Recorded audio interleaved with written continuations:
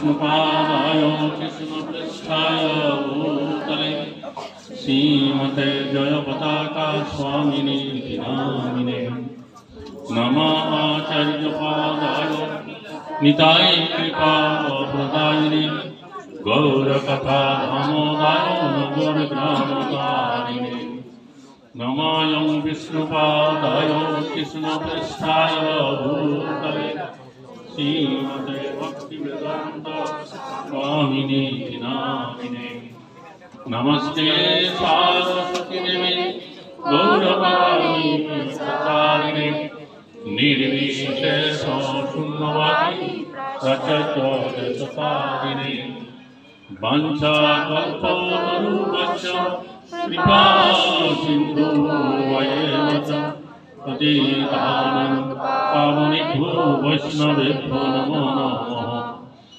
नमो महावदन्याय कृष्णप्रेमप्रदायते कृष्णाय कृष्णचैतन्यनाम्ने गौरतिसे नमः पञ्चशतमाकं कृष्णं भक्तरूपस्वरूपकं भक्तावतारं भक्तकं नमामि भक्तो शक्तिकं हे कृष्ण करुणा सिन्धु दीनबन्धो जगत्पते गोपेश गोपिकान्त राधाकान्त नमोस्तुते तप्तकाञ्चन गौराङ्गी राधे वृन्दावनेश्वरी श्रीशवानुसुते देवी प्रणमामि हरिप्रिये वृन्दायै तुलसीदेवायै प्रियायै केशवश्च विष्णु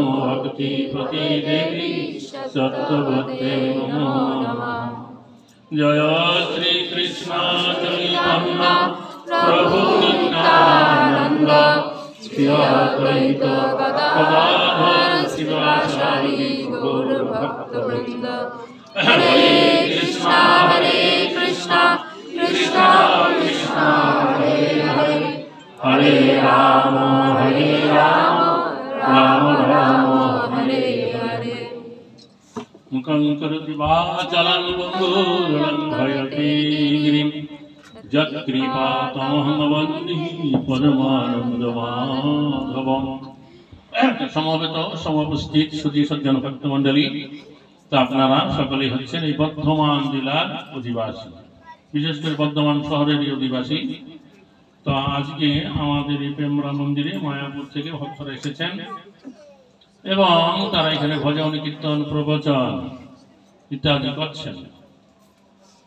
তো এখন কি হচ্ছে, আমাদের মায়াপুরে গত 4-5 মাস ধরে যে চতুর্বর্ষ ব্রত, এবার 5 মাস হলো, দামোদর পুরুষোত্তম মাস পড়লো, তারপরে ব্রজমণ্ডল পরিক্রমা হলো দামোদর মাসে, তারপর 4 দিন হলো কি শ্রীক্ষেত্র পরিক্রমা, তারপর গত 5, 7, 9, 11, 12 তারিখে এই নামহট্টের ভক্তগণের জন্য যারা হরিনাম গ্রহণে ইচ্ছুক হয়েছিলেন, উপযুক্ত হয়েছিলেন, তাদের জন্য দীক্ষা মহাযজ্ঞ অনুষ্ঠান হলো।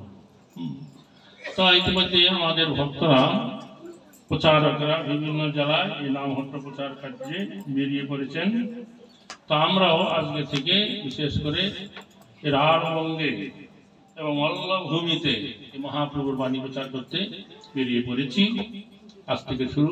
প্রথমে আপনাদের এই প্রেমরা মন্দিরে আমরা এলাম। এখন কিছুক্ষণ আগে আমাদের এখানে যে একটা কীর্তন গাওয়া হলো, কি গাইল? গৌর সুন্দর গোবিন্দ অবতার সার ঘোড়ায় অবতার কেন না বুঝিলি তারে। তো এই কীর্তনের পদকর্তা হচ্ছেন লোচন দাস ঠাকুর, আর এই লোচন দাস ঠাকুর হচ্ছে নরহরি সরকার ঠাকুরের একজন অন্যতম শিষ্য ভক্ত। তো এই নরহরি সরকার ঠাকুর হচ্ছে যে আমরা প্রতিদিন সন্ধ্যা আরতি করি, গৌর আরতি কীর্তন, তাতে গাওয়া হয় একটা পদ আছে যে নরহরি আদি করে চামর ডোলায়। সেই নরহরি সরকার ঠাকুর তিনি হচ্ছেন আপনাদের বর্ধমান জেলারই খণ্ডবাসী নরহরি মুরারি মুকুন্দ। আপনাদের এই বর্ধমান জেলার 2টা গ্রাম ছিল, মহাপ্রভুর সময় এখনো আছে, এই দুইটা গ্রামের পুরা গ্রামবাসীর লোকেরাই ছিল মহাপ্রভুর ভক্ত। তার একটা হচ্ছে এই শ্রীখণ্ড, কাটমার কাছে শ্রীখণ্ড, আর একটা হচ্ছে কুলিন গ্রাম, মেমারির ওই পাশে কুলিন গ্রাম।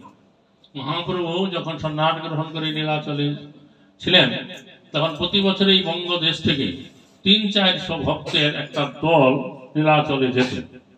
মহাপ্রভু কি করতেন, তাদেরকে 7টা দলে বিভক্ত করতেন।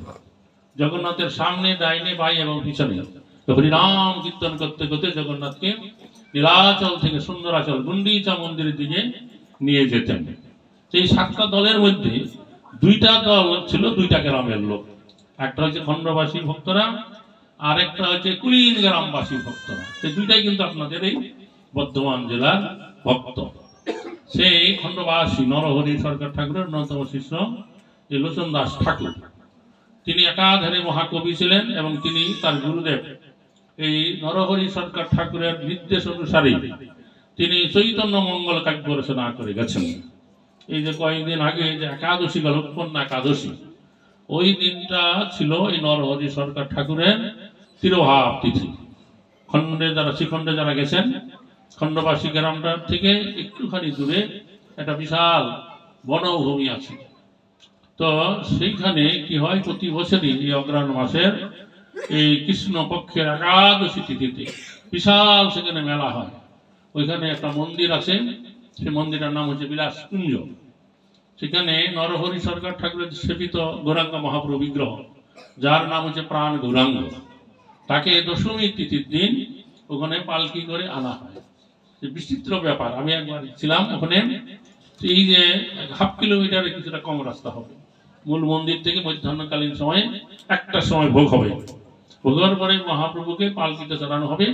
আর সেই মন্দির থেকে আরম্ভ করে যে বিলাসকুঞ্জে বড়ডাঙ্গায় যাবে, সে পুরা রাস্তাটা সুন্দর করে ঝাড়ু দিয়ে পরিষ্কার করা হয়, গোবর জল দিয়ে ছিটানো হয়।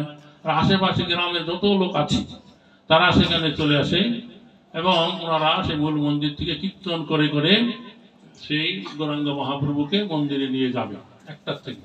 তো ওইটুকু জায়গা যেতে তাদের 4 ঘন্টার সময় লাগবে, 5টা বেজে যাবে। কি করবে, কীর্তন গাইবে, কিন্তু কোন রকম আধুনিক যন্ত্রপাতি, বাদ্যযন্ত্র কোনো কিছু ব্যবহার করা হয় না। সে প্রাচীনকালে যেরকম মৃদঙ্গ করতাল, কাসর, ঝম্প করতাল, তাই যে কীর্তন গাওয়া হবে, কোনো রকম সাউন্ড সিস্টেম থাকবে না। একটুখানি আগাবে, আবার একটু পিছাবে, একটু আগাবে, একটু পিছাবে, এরকম করে করে 4 ঘন্টায় সন্ধ্যাবেলায় 5টা বেজে যাবে, তখন সেখানে যাবে সে বিলাসকুঞ্জে গৌরাঙ্গ মহাপ্রভু অধিষ্ঠিত হইবেন। তারপরে সেখানে তাকে ভোগ লাগানো হবে, ভক্তদের মাঝে প্রসাদ বিতরণ হবে। তারপরে 2 দিন সেখানে গৌরাঙ্গ মহাপ্রভু থাকবেন, নানা রকম অনুষ্ঠান, কীর্তন, ভজন চলবে, আর বিশাল মেলা বসে এই উপলক্ষে। তো সেই নরহরি সরকার ঠাকুরের অন্যতম শিষ্য হচ্ছে এই লোচন দাস ঠাকুর। তো এই যে লোচন দাস ঠাকুর, তার পিতৃকুলে এবং মাতৃকুলে অন্য কোনো পুরুষ সন্তান কেউ ছিল না, যার জন্য বাল্যকাল থেকে অতি আদরে লালিত পালিত হয়েছিলেন। এবং তার লেখাপড়া বাল্যকালে শেখা হয় না, একটু বড় হইতে পারে লেখাপড়া শেখা হয়েছে। তো তিনি ছোটবেলায় অধিকাংশ সময় তার দাদুর বাড়িতে থাকতেন, মামার বাড়ির দাদু। তো তার দাদু মাঝে মাঝে কি করতেন, এই শ্রীখণ্ডে আসতেন, নরহরি সরকার ঠাকুরের সাথে তিনি কিছু কৃষ্ণ কথা আলোচনা করতেন। তখন লোচন দাস বালক পুত্র, তিনিও তার দাদুর সাথে এই শ্রীখণ্ড গ্রামে আসতেন। তো যাই হোক, এইভাবে তার দিন যখন অতিবাহিত হচ্ছিল, তখন কি হলো, যেহেতু অতি আদরে লালিত পালিত, পিতৃকুলে মাতৃকুলে আর কোনো বালক সন্তান নেই, তাকে 12 বছর বয়সে তাকে 5ম বর্ষীয়া বালিকার সাথে তার বিবাহ দেওয়া হয়। তো বিবাহের পরে তার স্ত্রী তার বাপের বাড়িতে থাকত। তারপরে যখন তার দাদু মারা যায়, তখন এই লোচন দাস কি করলেন, তিনি এই শ্রীখণ্ডে গ্রামে নরহরি সরকার ঠাকুরের কাছে চলে আসেন এবং সেখানে এসে তিনি থাকতে লাগলেন। এবং তখন তিনি সেখান থেকে লেখাপড়া করতে শুরু করেন এবং তিনি তখন ওই নরহরি সরকারের ঠাকুরের কাছ থেকে দীক্ষা মন্ত্র গ্রহণ করেন, গুরুগিরি থাকলেন, সেখানে সেবা কার্য করতেন আর পড়াশোনা করতেন। এইভাবে দিন অতিবাহিত হতে থাকে। তখন তার ভিতরে কবিত্ব শক্তির প্রকাশিত হয়। তিনি মহাপ্রভুর মহিমা সূচক অনেক কীর্তন, পদ কীর্তন, নিত্যানন্দ প্রভুর মহিমা সূচক নিত্য কীর্তন লিখতেন এবং তার কীর্তনের মাঝে একটা বৈশিষ্ট্য হচ্ছে যে তিনি যারা অভক্ত পাষণ্ড তাদেরকে হিট করে মানে আঘাত দিয়ে কীর্তন রচনা করেছেন। এই জন্য অনেকে তাকে পছন্দ করতো না। যাই হোক, ব্যাপারে যে নিতাই গৌর নাম আনন্দের ধাম, যেই জন নাহি লয় তারে যমরায় ধরে লয়ে যায়, নরকে চুবায় তাই শুনো কালী তার মুখে, এরকম কথা আছে না। এরকম প্রত্যেকটা কীর্তনে খুব হিট করে আঘাত করে কীর্তন লিখেছেন। তখন তিনি কি করলেন, তার গুরুদেবের নির্দেশ অনুসারে তিনি চৈতন্য মঙ্গল কাব্য রচনা করলেন। তো তার আগে একটা ঘটনা হয়েছিল, এইভাবে তিনি গুরুগিরে থাকতে থাকতে 20 বছর বয়স অতিক্রান্ত হয়ে যায়। তার যখন 32 বছর বয়স, তখন কি হলো, তার যে শ্বশুরের গৃহ সেখান থেকে কয়েকজন ভদ্রলোক শিখণ্ডে এসে নরহরি সরকার ঠাকুরের সঙ্গে দেখা করলেন। তারা কৃষ্ণ কথা আলোচনা করে যখন চলে যাবেন, তখন তারা বললেন যে দেখুন, আপনার এই যে শিষ্য নরহরি না প্রসন্ন দাস, তার সাথে বাল্যকালে আমাদের গ্রামের একটা মেয়ের সাথে বিয়ে হয়েছিল। তার মেয়েটার বয়স তখন 5 বছর ছিল, আর এর বয়স 12 বছর ছিল। তো সে এখনো কি করছে, তার শ্বশুর পিতা বাপের বাড়িতে আছে। তো এখন ওই মেয়েটার কি হবে, তো লোচন দাসের উচিত তার কিছু দায়িত্ব গ্রহণ করা। তো এরকম আলোচনা করে তারা তখন চলে গেলেন। তখন কিছুক্ষণ পরে নরহরি সরকার ঠাকুর এই লোচন দাসকে ডাকলেন, ডেকে বললেন যে তুমি একবার তোমার শ্বশুরের গৃহে যাও, তোমার স্ত্রীর সাথে সাক্ষাৎ করো। তখন এই লোচন দাসের ইচ্ছা ছিল না যে আমার 12 বছর বয়সে বিয়ে হয়েছে, তারপর 20 বছর অতিবাহিত হয়ে গেছে, আবার এই গৃহস্থ আশ্রমে জীবনযাপন করা, স্ত্রীর সাথে সাক্ষাৎ করা। কিন্তু কি করেন, গুরুদেব আজ্ঞা করছে, আজ্ঞা লঙ্ঘন করা যায় না। তার 2-1 দিন পরে তিনি একাকী তিনি তার শ্বশুরের গ্রামের দিকে চলতে লাগলেন। তিনি শুধু শ্বশুরের গ্রামের নামটা জানতেন, শ্বশুরের নামটা জানতেন, আর কোনো কিছু জানতেন না। এইভাবে চলতে চলতে তিনি যখন তার শ্বশুরের গ্রামে চলে গেছেন, গ্রামের বাইরে একটা পুকুর আছে, সেই পুকুরে গ্রামের লোকেরা স্নান করে জল নিতে আসে মহিলারা। তখন দেখলেন একটা মহিলা কলসি নিয়ে জল নিতে যাচ্ছে। তখন তাকে জিজ্ঞাসা করেন, আচ্ছা মা, তার শ্বশুরের নাম ধরে বলেন অমুকের বাড়িটা কোথায়। তখন সে আঙ্গুল দিয়ে দেখাই দিল। তখন তিনি গেলেন, গিয়ে পরিচয় দিলেন, বসলেন। পরে তিনি জানতে পারলেন যাকে ওই পুকুর পাড়ে মা বলে তিনি সম্বোধন করেছেন সেই হচ্ছে তার স্ত্রী। বোঝা গেল। পরে যখন তার সাথে নির্জনে তার সাক্ষাৎ হলো, তখন তিনি বললেন, দেখো, তোমার সাথে আমার বাল্যকালে বিবাহ হয়েছিল, আমি জানতাম না, তোমাকে আমি মা বলে সম্বোধন করেছি।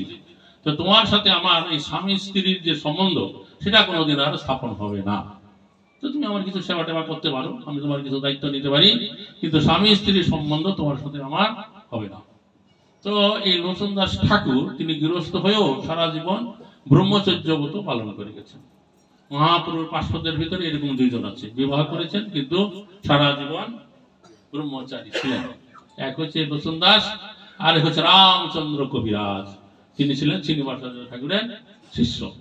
তো এই লোচন দাস ঠাকুর তখন এই তার গুরুদেবের নির্দেশ অনুসারে এই চৈতন্য মঙ্গল কাব্য রচনা করলেন।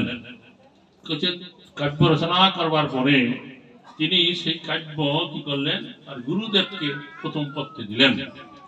গুরুদেব ওই চৈতন্য মঙ্গল কাব্য পাঠ করে তিনি খুবই অসন্তুষ্ট হইলেন।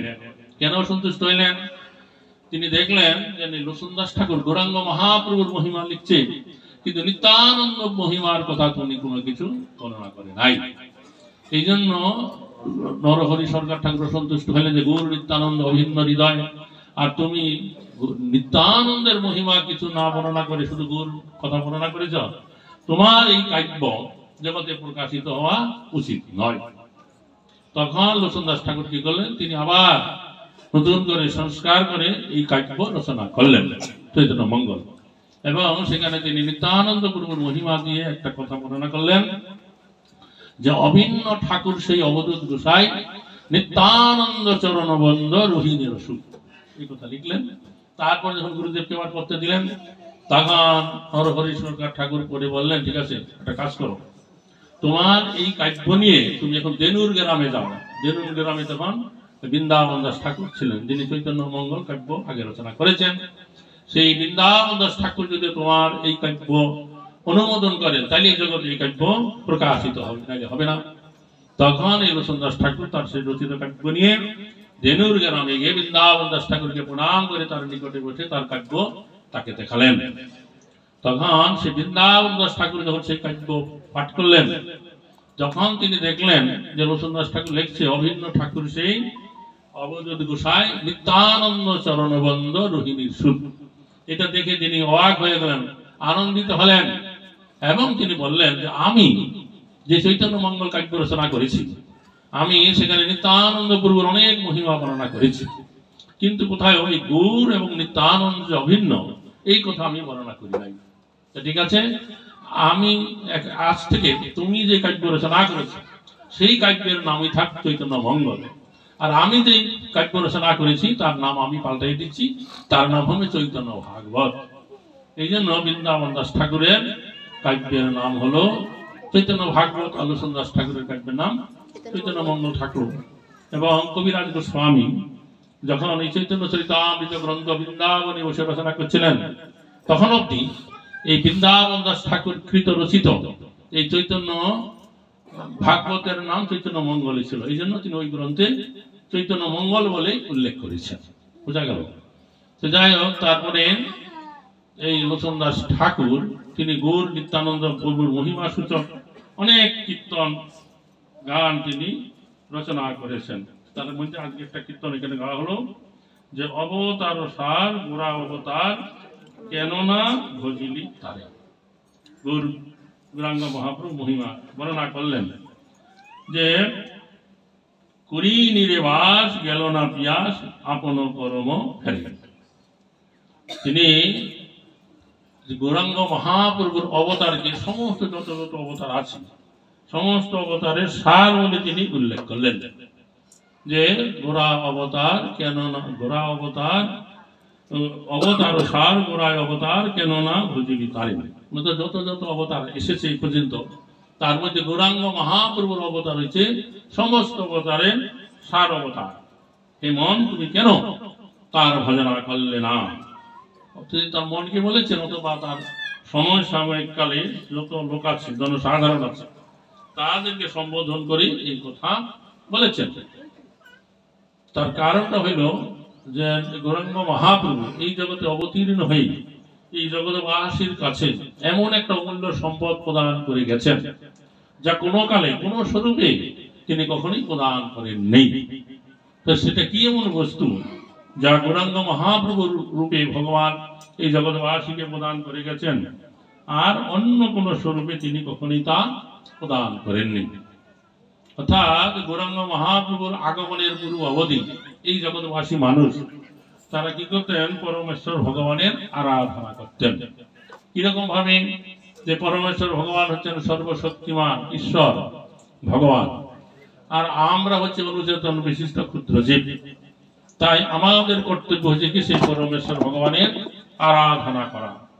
এরকম ভাবে তারা ভগবানকে ঈশ্বর বুদ্ধিতে বা ভগবান বুদ্ধিতে তারা আরাধনা করতেন এবং তা করে তারা চতুর্বিধার মুক্তির কোন একটা মুক্তিপথ প্রাপ্ত হয়ে বৈকুণ্ঠ আদি ধামে তারা গমন করতেন। আর সেখানে ভগবানের সাথে জীবের কোন একটা প্রীতিময়ী সম্বন্ধ বা সম্পর্ক ছিল না। এটা চৈতন্য চরিতামৃত গ্রন্থে বর্ণনা করা আছে। তাতে ভগবান পূর্ণরূপে তিনি আনন্দিত হতেন না বা সন্তুষ্ট হতেন না। তিনি চাইতেন তার ভক্তরা তার ধামে তার কাছে ফিরে আসবে, তার সাথে লীলা বিলাস করবে। সেখানে এখন সেই যে পরমেশ্বর ভগবানকে প্রাপ্ত হতে গেলে আমাদেরকে তার সাথে সম্বন্ধযুক্ত ভক্তি প্রাপ্ত হতে হবে। এই যে দাস্য সখ্য বাৎসল্য এবং মধুর ভাবে সেই পরমেশ্বর ভগবানের আরাধনা করেন, তার ধামে গিয়ে তার সাথে সম্বন্ধযুক্ত হয়ে তার সেবা করতে পারা যায়। তো গৌরাঙ্গ মহাপ্রভুর আগমনের পূর্ব অবধি এই জগৎবাসী মানুষ তা জানতো না। তারা এরকম বৈদিক ভক্তি অনুশীলন করে ভগবানের আরাধনা করে তারা চতুর্বিধার মুক্তির কোন একটা মুক্তিপথ প্রাপ্ত হয়ে ভগবত ধামে যেত। তো গৌরাঙ্গ মহাপ্রভু এই জগতে অবতীর্ণ হয়ে তিনি কি করলেন?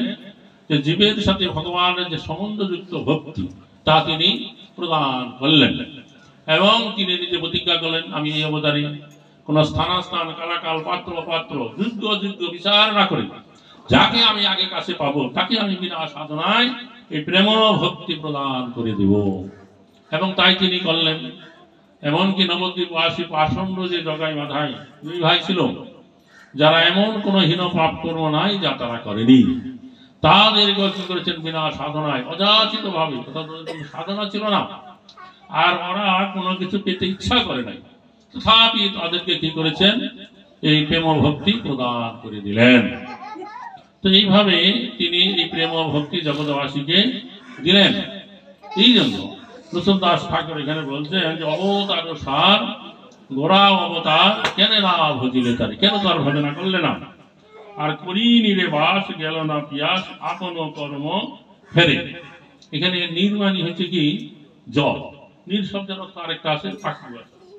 এখানে বলছে তুমি জলে বাস করছো অথচ কি করলো না, তোমার পিপাসা জল পিপাসা মিটলো না, জলে বাস করছো অথচ জল চেষ্টা মিটছে না। তার এই কথাটা দ্বারা বোঝানো হয়েছে তুমি এই যে অনাদিকাল ধরে ভগবত বহির্মুখী থাকার দরুন এই ভৌতিক জগতের সংস্পর্শে এসে এই যে বিষয় ভোগ করে চলেছ, নিরন্তর বিষয় ভোগ করে চলেছ, তথাপি তোমার বিষয় ভোগের যে পিপাসা আশা সেটা তুমি মিটছে না, তুমি আরো ভোগ করছো, বেড়েই চলেছে। আর এই জন্য অন্য কাউকে তুমি দায়ী করতে পারো না। এটা হচ্ছে কেন আপন কর্ম ফল, এটা তোমারই কর্মের ফল, তুমি ভোগ করতে করে চলেছ, নিজের অন্য কেউ দায়ী নয়। যে কণ্ঠকের তরু সদাই সেবিনী মন অমৃত পাইবারও আসি, মানে কাটা জাতীয় গাছ মরুভূমিতে থাকে, আর মরুভূমিতে উট ঘুরে বেড়ায়, তারা এই কাটা জাতীয় গাছ কি করে খায় এবং মুখে ক্ষত হয়, রক্ত বের হয়, তার জিভে লাগে, আর ওরা মনে করে আমি খুব ভালো জিনিস খাচ্ছি। তো এইরকম ভাবে আমরা এই যে বিষয় ভোগ করে চলছি, বিষয় ভোগ করতে গিয়ে ও কারান্তরে আমরা আরো দুঃখ কষ্ট প্রাপ্ত হচ্ছি। ভোগ নয়, ভোগ আছে জানিও, নিশ্চয় পূর্বত গীতার গানে বলছে কথা। তো বলছে সদাই তুমি সামলে, তুমি মনে করছো তুমি অমৃত খাচ্ছ, আসলে তুমি বিষ পান করছো। আর কি প্রেম কল্পতরু শ্রী গৌরাঙ্গ আমার তাহারে ভাবিলি বিষে। তো কল্পতরু হয়েছে এক ধরনের বৃক্ষ, গোলক বৃন্দাবনে আছে। ওই বৃক্ষের কাছে গিয়ে সেখানকার অধিবাসীরা যখন যেই ফল পেতে ইচ্ছা করে তৎক্ষণাৎ বৃক্ষগণ কি করে সেই ফল প্রদান করে থাকে। তা আমরা এই কলিহত যে আমরা জানি না যে ভগবানের কাছে আমাদের কি চাওয়া উচিত আর কি পাওয়া উচিত। তো গৌরাঙ্গ মহাপ্রভু কি করেছেন, তিনি বিনা সাধনায় যে কলির যে সরাসরি প্রেম ফল প্রদান করে দিয়েছেন। প্রেম কল্পতরু, এই জন্য গৌরাঙ্গ মহাপ্রভু বলা হয়েছে প্রেম কল্পতরু, অথচ কি করছে তারে তুমি বিষ মনে করছো, তার ভজনা করলে না, তার কথা শুনলে না। তো তোমার অবস্থাটা কি হলো, যে সৌরভের বাসে পলাশ শুকিলি মন না সাথে পুষিল কিটি কিটি। অর্থাৎ সৌরভ মানে সৌরভ মানে সুগন্ধ, সুগন্ধ পাওয়ার জন্য তুমি কি করলে পলাশ ফুলকে শুকলে। আপনাদের এই আমরা যাচ্ছি সেই দেশে যে বাঁকুড়া পুরুলিয়ায় যে বিশেষ করে মাঘ মাসের শেষে ফাল্গুন মাস চৈত্র মাসে ওই মাঠে ঘাটে বহু পলাশ ফুলের গাছ আছে এবং লাল টকটক হয়ে পলাশ ফুল ফুটে থাকে। কিন্তু পলাশ ফুল দেখতে সুন্দর, যখন পলাশ ফুল ফুটে পলাশ গাছের পাতা আগেই ঝরে যায়, লাল টকটক করে। কেউ যদি মনে করে এত সুন্দর ফুল ফুটছে এটা নিশ্চয়ই অনেক সুগন্ধিযুক্ত, তুলে যদি নাকে লাগাবে কোনো সুগন্ধি সেখানে পাবে না, পরন্তু সের ভিতরে অনেক কীট পতঙ্গ আছে, তারা কি করবে আপনার নাকে দংশন করবে। বলছে সৌরভের আসে পলাশ শুকিলি মন না সাথে বসিল কীট। তো ওইখানে এরকম ধরে যে পলাশ ফুল ফুটে থাকে, কলকাতার একজন প্রডিউসার মানে সিনেমার ডাইরেক্টর অনেক বছর আগে ওখানে গিয়ে একটা সিনেমা শুটিং করেছিলেন, নাম ছিল বন পলাশের কথা বলি, দেখেছেন? যাই হোক, তো বলছে যে পলাশ ফুল দেখতে সুন্দর কিন্তু কোনো সুগন্ধি নাই। সব ফুলের কোনো না কোনো গন্ধ আছে, কিন্তু পলাশ ফুল দেখতে সুন্দর কোনো গন্ধ নাই। অর্থাৎ এই জড়জগতের যত যে চাকচিক্য আছে তা দেখে আমরা আকৃষ্ট হই এবং তা ভোগ করতে গিয়ে পরন্তু কোনো সুখ আনন্দ তো পাই না, ক্ষণিকের আনন্দ, তারপরে মুহূর্তে দুঃখ আর দুঃখ। তারপরে বলছে যে ইক্ষু দণ্ড ভাবি কাঠ ও তুচিনি মন কেমনে পাইবি মিঠা। তো ইক্ষু মানে আখ, আপনারা কুইসার বলে নাকি? তো সেখানে দেখতে একটা বাঁশের দণ্ডের মতন লাগে, এটা একটা বংশখণ্ড দেখে যদি মনে করে যে এটা ইক্ষুর যেরকম দণ্ড আছে মিষ্টি আছে, এটা বোধহয় তাই তাই যদি সে কামড়ে খাবে তো মিষ্টি পাবে, পাবে না। তো বলছে হার বলিয়া গলায় পরিলি মন সমন কিঙ্কর সাপ। তো একটা সাপ মাথার দিক থেকে আরম্ভ করে লেজের দিকে যে তুলে ধরে একটা ফুলের মালার মতন হয়, ওইটা মনে করে যদি সাপকে যদি কেউ গলায় পড়ে তার অবস্থাটা কি হতে পারে।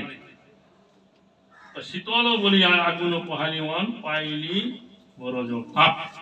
তো শীতকালে শীত লাগছে তাই বলে সে কি করছে, আগুন তাপাইতে চেষ্টা করছে, কিন্তু কারণে সে কি পেয়েছে যে আকাশে আকাশে মেঘের ঘর্ষণের ফলে যে বজ্রপাত হয়, সে বজ্রের আগুন যদি কারো গায়ে লাগে সে আর বেঁচে থাকতে পারে? আমাদের অবস্থাটা হয়ে গেছে সেরকম। আর সংসার ভজিলি শিগৌরাঙ্গ ভুলিলি না শুনিলি সাধুর কথা। তো তুমি কি করলে, গৌরাঙ্গ মহাপ্রভু যে প্রেম কল্পতরু নিয়ে এলো প্রেম ফল দিতে, তা তুমি ঘোষণা করলে না। তুমি কি করলে, কি করে তোমার এই সংসারের আয় উন্নতি মান যশ প্রতিষ্ঠা ধন জন বৃদ্ধি প্রাপ্ত হবে, সেই কার্য করি তোমার দিন অতিবাহিত হলো। এবং সাধুরা তারা ঘুরে বেড়ায় ভগবানের কথা জগতে প্রচার করবার জন্য। সাধুর উপদেশ শুধু পরহিততর, সেই সাধুর উপদেশ তুমি শুনলে না, এখন তোমার অবস্থাটা কি হবে? বলছে যে ইহ পরকাল দোকাল কয়লি মন খাইলি আপন মাথা। ইহকাল তোমার কোন রকম সুখ সুবিধা তোমার হবে না, আর পরকালের জন্য তুমি কোনো কিছু করলে না।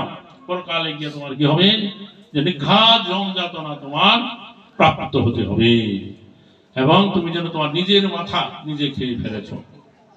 ইহ পরকাল দোকাল কয়লি মন খাইলি আপন মাথা। তা আমাদের প্রাচীন ভারতবর্ষে যে অবন্তীনগর নামক জায়গা আছে, রাজ্য ছিল, তো সেইখানে কি হয়েছিল যে একজন রাজা ছিলেন বিক্রমাদিত্য নাম তার। তো সেই বিক্রমাদিত্য রাজা কোন এক সময়ে তিনি কি করেছিলেন, তিনি একটা তান্ত্রিক সাধুর কাছে গিয়েছিলেন কোন একটা কার্য সিদ্ধি করবার জন্য। আমরা জানেন তান্ত্রিক সাধুরা সাধারণত বনে জঙ্গলে থাকে, মদ্য মাংস তারপরে মাথার খুলি ইত্যাদি দিয়ে তারা তন্ত্র সাধনা করে। সে রাজা তার কাছে গিয়েছিলেন কেন, কোন একটা কার্য সাধন করবার জন্য। তখন সে তান্ত্রিক সাধু তাকে বললেন ঠিক আছে তোমার কার্য আমি করে দেবো, তার আগে তোমাকে একটা কাজ করতে হবে। কি কাজ বলে, এই যে বনভূমি দেখতো তার কিছুটা দূর গেলে গভীর জঙ্গল আছে, সেখানে একটা গাছ আছে, সেই গাছের উপরে একটা বেতাল আছে, বেতাল মানে ভূত। সেই বেতালটাকে কি করতে হবে, তোমাকে ধরে এখানে নিয়ে আসতে হবে। তবে সাবধান, তোমাকে আমি একটা কথা বলে দিচ্ছি, তুমি যখন সেই বেতালটাকে তোমার ধরে এখানে আমার দিকে আসতে থাকবে, অনেকটা পথ তুমি আসবে, কিন্তু মুখ খুলে কোনো কথা বলতে পারবে না। যদি কোনো মুখ খুলে কথা বলবে তৎক্ষণাৎ সে বেতালটা তোমার কাছ থেকে ছাড়া পেয়ে যাবে, সে আবার চুপ করে কি করবে, সেই গাছে চলে যাবে। কি কথাটা স্মরণ রাখবে। রাজা খুব সাহসী ছিলেন, তরবারি অস্ত্র নিয়ে সেই সাধুর বর্ণনা অনুসারে সেই গাছে গেলেন, দেখলেন যে বেতালটা গাছের উপরে আছে। ভালো করে ধরে তার পিঠে চাপেই হাতে পায়ে ধরে তাকে নিয়ে আসতে লাগলেন। আর ওই বেতালটা বড় চালাক ছিল, সে জানতো এর সাথে আমি সত্যিতে পারবো না, একে যদি কোনো প্রকারে আমি মুখ খুলে কথা বলাতে পারি তাহলে ওর কাছ থেকে আমি ছাড়া পেয়ে যাব। তখন সে বেতালটা বলছে যে দেখ রাজা, তুই তো আমাকে ওই তান্ত্রিক সাধুর কাছে নিয়ে যাবি, অনেকটা পথ, তোর যেতে অনেক পরিশ্রম হবে, তা আমি একটা গল্প বলি, তুই মন দিয়ে শোন। তখন এই বলে সে বেতাল তাকে একটা করে এমন একটা অভিনব গল্প বলতে লাগলো, রাজা মন দিয়ে শুনতে লাগলো। বলতে বলতে গল্পটা এক জায়গায় এটা জটিল সমস্যা, তা বললো বল রাজা এখন এটা কি মীমাংসা হবে। তো রাজা ওই গল্প শুনতে শুনতে সাধুর কথা ভুলে যেত, তখন সে কি করতো বলে ফেলতো যে এইটা এই হবে। তখন সে বেতাল বলছে তুই বলা হামচা, তুই মুখ করে কথা বলে ফেলেছিস, আমাকে তুই আর রাখতে পারে। চুপ করে এসে আবার সেই গাছে চলে গেছে, চলে যেত। রাজা আবার ছুটে সেই গাছে উঠে ওকে ধরে পাকড়াও করে আবার নিয়ে আসতে লাগলো, আবার একটা গল্প বলতো। এরকম করে একবার দুবার নয় 25 বার হলো, যেটাকে বলা হয় বেতাল পঞ্চবিংশতি।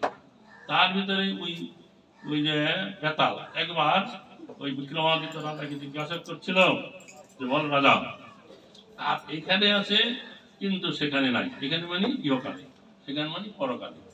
কার এইখানে এখানে আছে সেখানে নাই, কার এখানে নাই কিন্তু সেখানে আছে, এখানে নাই সেখানে আছে, মানে পরলোক আছে।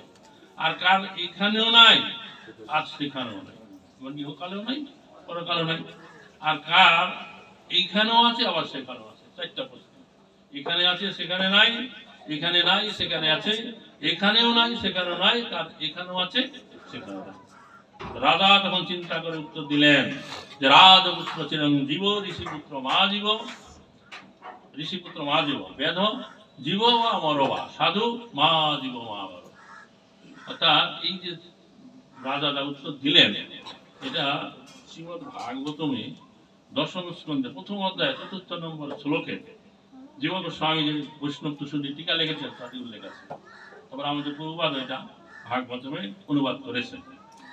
অর্থাৎ রাজা উত্তর দিলেন কি প্রথম প্রশ্নের যে কার এখানে আছে কিন্তু সেখানে নাই, তার উত্তরে রাজা বললেন যে রাজপুত্র চিরঞ্জীব। তাকে যদি রাজপুত্র হয়ে জন্মগ্রহণ করে, যতদিন অব্দি রাজপুত্র হয়ে থাকবে, সে ইহকালে যত রকমের সুখ সুবিধা চাওয়া মাত্র সে প্রাপ্ত হয়ে যায়। রাজার ছেলে, রাজার অনেক ধন সম্পদ আছে, কাজে তার ইহকালে সুখ সুবিধা তার সব আছে, কিন্তু পরকালের জন্য যেহেতু রাজপুত্র কোনো কিছু করছে না, কাজে তার সেখানে রাখবে, পরকালে তার কোনো সুবিধা নাই। কাজে যে সে যতদিন পর্যন্ত রাজপুত্র হয়ে বেঁচে থাকবে ততদিন পর্যন্ত তার জন্য সমস্ত প্রকার সুখ সুবিধা অবস্থান করছে। এই জন্য বলছেন যে রাজপুত্র চিরঞ্জীব, চিরকাল। আর দ্বিতীয় প্রশ্ন ছিল কি যে কার এইখানে নাই কিন্তু সেখানে আছে, তার উত্তরে বললেন ঋষিপুত্র মা জীব। পূর্বকালে আমাদের দেশে অনেক মুনি ঋষিরা তারা বনে জঙ্গলে আশ্রম করে বাস করত, তারা অনেক সময় বিবাহ করত, তাদের পত্নী থাকতো এবং পুত্র কন্যা জন্ম হতো। তো তাদেরকে বলা, ওই পত্নীদের বলা হতো ঋষি পত্নী বা ঋষি মুনি পত্নী, তাদের পুত্র কন্যাদেরকে বলা হতো মুনিপুত্র বা মুনিকন্যা। তো সেই সমস্ত ওই যে মুনির বা ঋষির যে পুত্র কন্যারা থাকতো, তারা বাল্যকাল থেকে বনে কঠোর তপস্যা করত বাল্যকাল থেকে, এবং কোন রকম রান্না করা খাবার খেত না, ফলমূল খেত, গাভী দুধ পান করত, এবং ইহকালের তাদের কোন রকম সুখ সুবিধা ভোগ করার উপায় ছিল না। কাজে তাদের ইহকালে কোনো নাই। তারা যদি মরে যাবে তত তাড়াতাড়ি, মরে গেলে তারা এই যে কঠোর তপস্যা করছে বাল্যকাল থেকে, তো মারা যাওয়া মাত্র তারা কি করবে, স্বর্গে গিয়ে স্বর্গ সুখ ভোগ করবে। কাজে তাদের এইখানে ইহজগতে কোনো সুখ নাই, কিন্তু পরকালে তাদের জন্য অনেক সুখ সুবিধা অপেক্ষা করছে, তাড়াতাড়ি মরে যাওয়া ভালো। এই জন্য বলে ঋষি পুত্র মা জীব, তাদের এখানে নাই পরকালে আছে। আর তৃতীয় প্রশ্ন ছিল কি তাদের এখানেও নাই আবার সেখানেও আছে, তার উত্তরে বলছে বেদ মা জীব মা বড়। অর্থাৎ যারা শিকারী, পশু শিকার করে বা মৎস্য আদি শিকার করে, তারা ওইটা বিক্রি করে, জীবিকা নির্বাহ করে। তো তারা ইহকালে যতদিন বেঁচে থাকে এটা নরক যন্ত্রণার ভোগ করতে হয়, পশু পাখি শিকার করতে হয়, মৎস্য ধরতে হয়। দেখবেন বাজারে সবচেয়ে গান্ধা দুর্গন্ধ জায়গা কোনটা, যেখানে কসাইখানা বা মাছ বাজার, কোনে গেলে নাকে কাপড় দিয়ে যেতে হবে। তো তারা একটা নরক যন্ত্রণাময় জায়গার মধ্যে আসে, ইহকালে যতদিন বেঁচে থাকে নরক যন্ত্রণা ভোগ করছে। আমার যদি দেহ ত্যাগ করবে, তা পরকালে গিয়ে তারা কি করবে, এই যে এত পশু প্রাণী বধ করছে সেই পাপের ফলে তারা নরক যন্ত্রণা ভোগ করতে হবে। তারা বেঁচে থাকলে কি আর মরে গেলে কি, তাদের এখানেও কিছু নাই, পরকালও তাদের জন্য কোনো কিছু নাই, কোনো সুযোগ সুবিধা নাই। আর চতুর্থ প্রশ্ন ছিল কি কাদের এখানে আছে আবার সেখানেও আছে, সেটা হচ্ছে কি বলে সাধু জীব বা মরবা। হ্যাঁ, সাধুরা ইহকালে যতদিন বেঁচে থাকবে সবগুলো চরণাশ্রয় করে, তারা হরিনাম হরি ভজন করবে এবং ভক্ত সঙ্গে বাস করে তারা ভগবানের কথা আলোচনা করবেন, ভগবানের কীর্তন করবেন, ভগবানের উৎসবাদি পালন করে ভক্ত সঙ্গে আনন্দে হরিনাম কীর্তন করবেন। কাজে তাদের ইহকালে সব রকমের আনন্দ তারা প্রাপ্ত হচ্ছে, হরিনাম হরি ভজনের আনন্দ প্রাপ্ত হচ্ছে। আবার যদি তারা দেহ ত্যাগ করেন, সেই যে ভজন করলেন, ভজন প্রভাবে তারা ভগবানের নিত্য ধামে গোলক ধামে ফিরে গিয়ে নিত্য আনন্দ নিত্যকাল সেখানে তারা অবস্থান করবে, তাই নাকি? কাজে তাদের এখানেও আছে আবার সেখানেও আছে। কাজে আমরা যারা বিজনেসম্যান, ব্যবসায়ী মন, তারা কি করেন, কোন ব্যবসা করলে অধিক লাভবান হওয়া যায় সেই ব্যবসা করে। এখন আমাদের কি করা উচিত, এই সাধু মার্গ পথে অবলম্বন করা আমাদের উচিত। তাহলে আমরা ইহকালে আনন্দ থাকবো, পার পরকালে আমরা আনন্দে নিত্যকাল অবস্থান করতে পারবো। হৃদয় করবে আনন্দে। হরে কৃষ্ণ। হ্যাঁ, কার কোনো প্রশ্ন?